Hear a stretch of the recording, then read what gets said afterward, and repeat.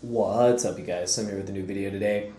I'm here to do my first, I guess, card discussion, quote unquote. I haven't really done, I guess, like individual card discussions here on this channel. I think even over the years that I've been here, I don't think I've really done that many card discussions. I've done Tech for Thought, but that's just, that's completely different.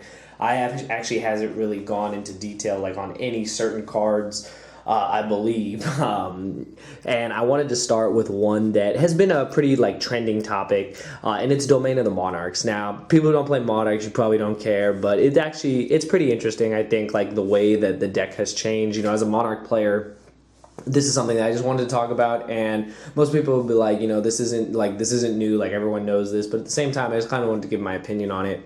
And it's basically talking about how the deck has changed and how Domain of the True Monarchs, when it used to be like the mandatory way to play the deck, and now it has gone from seeing play as like mandatory 3 of, it has gone down to 2 copies in some deck and even to 1 copy in most decks now.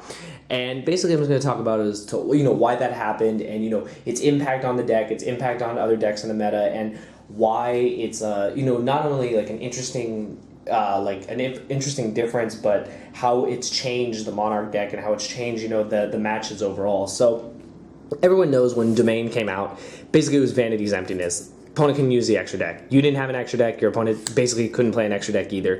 And it's how the deck was played, it's how the deck won. It was a walking Vanity's Emptiness. It made the pendulum matchup extremely easy. It made it to where they had a very hard time playing, and if they couldn't out the Domain, you pretty much just locked them out. You had that in like Monarchs, you just won. Like a lot of the times they just couldn't out it, and it made that matchup so much easier. And before Beatrice, it made the Burning Abyss matchup. I wouldn't ever say that matchup was easy, because especially going second, if you didn't have a way to, out their board and they just put 3 Dantes on the board, it was pretty hard to out that if you didn't have Stormforth or multiple Erebus or, ways to get double tributes on the field.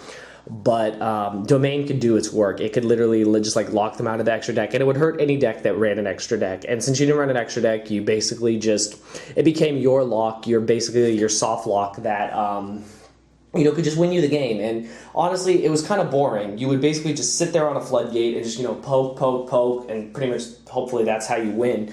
But now the deck has changed, especially to where the XYZ build is the most popular and is seeing the most success now post the new list. Cosmo, establishing itself as pretty much the best deck.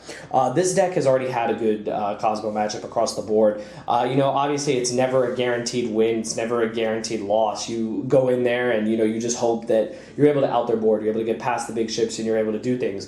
Domain never really did anything in that matchup. It did 2 small things that were, important, but not what would win you the game. They made your tributes a lot easier, which was good. You do have multiple ways around that. Stormforth obviously is your MVP in that matchup, plus Erebus being, since it doesn't target, being able to just clear the way, to win the game is just nuts.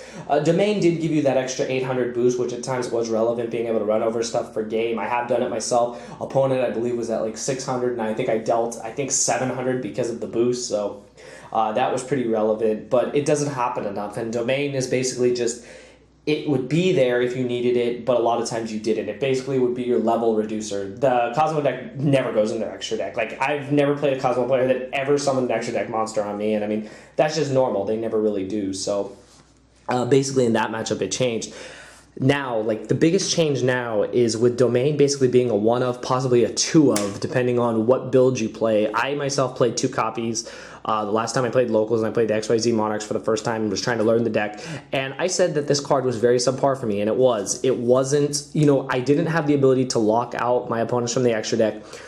The good thing about this is that it was a card I could send for either the big Monarchs. That was like the last resort. But I had the ability to level reduce so that I could do single tributes, and that was a big deal. So the card was definitely something that I would not completely cut. It's something that I would keep as a 1 of, possibly a 2 of. I don't think it would go back to 3, though, in the XYZ build, at least not for me. I'm not sure how other people feel about that, but feel free to, comment on this. But I feel that the card has now become more of like a utility card. It's a card that you use not so much for a lockdown, but so much for where, depending on what plays you're trying to make that turn, whatever board you're trying to get over, you're trying to basically just lock, not lock, you're trying to, make your tributes easier and clear the way so that you can win. Clear the board so you can win. And Domain does that. Domain gives you that ability to make your tributes just a lot easier, and it makes it to where you're not relying on one card to win. It's something that the deck did have a serious flaw with. Everyone makes the jokes about it bricking. Yes, the deck bricks. Yes, every deck bricks. And Domain was something that most players would just say, I need Domain to win. And that was just the wrong mentality. At the time, it was probably true. Domain Monarchs were, I have Domain, I have a Monarch, or I have Majesty's Fiend. Good luck, it was just something like that if they couldn't out it. However, these days, most decks can out it. And Burning Abyss, they run 3 Twin Twisters, it's just, and I mean, their Twin Twisters is like the most powerful Twin Twisters around. When they discard stuff, shit happens, like it's nuts. So, Burning Abyss definitely had outs to this. Pepe had outs to this. A lot of decks had outs to this. Since Twin Twister is a card, MST is a card, there's so many ways to pop these cards. When they played the Dark build, they had Shaddoll Dragons. So there were so many different outs to Domain that when you relied on one card, you just didn't, you were putting all your eggs into one basket. You were relying on one way to win the game, and it's not enough. And that's why, having, moved on to the XYZ build, I really like the versatility that the deck has, the ability to actually utilize the extra deck, the ability to actually, create different plays, interact with your opponent, be able to, capitalize on their misplays, be able to capitalize on, the advantage you have versus them, and not rely on one card to win the game. I really like that, and that's why I'm glad that I switched to the other build and, gave it a chance. And even though I'm still learning it, I'm learning a lot of new things about the matchups, and I really enjoy it. Domain, though, is definitely, I believe, still a staple, at least as a one-of, depending on what build you play. I'm not saying the Domain build is bad, not by any means. I think the deck is still very powerful.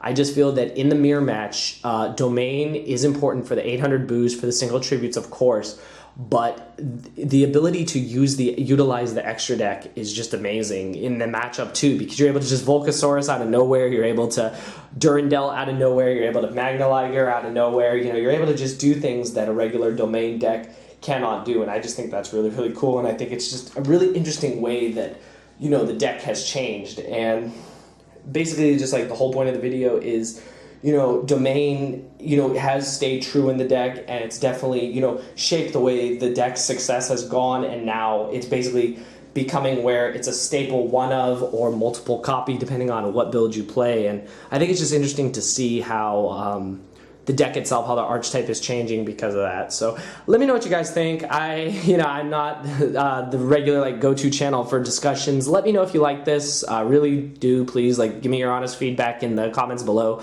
Let me know if you want to see more of these single card discussions, evolutions of decks, whatever you guys want. Let me know in the comments below. These are just my opinions, of course. Everyone's open to their own. Everyone's always got to say something. So these are just my thoughts as a Monarch player. Any other Monarch players, let me know what you guys think. Do you feel that Domain Monarchs is still the way to go? Reasons why? Do you feel that even with relying on one card, do you feel that these other decks don't have that many outs? I feel they do. I feel that there are so many outs to Domain that relying on one card is just not always going to get you there, but it might. I could be wrong. But anyways, I hope you guys enjoyed the video. Give it a thumbs up if you do. Let's try to shoot for 40 plus likes and, keep it simple. I'd just like to see if you guys really do enjoy this segment. If you do, give it a thumbs up. If not, let me know why in the comments below, and I'll definitely read the comments. I try now to reply to everybody when I get the time. But anyways, I hope you guys enjoyed it. Just give it a thumbs up, 40 plus likes, and we'll continue this. And yeah, I'll see you guys in the next video. Thank you for watching.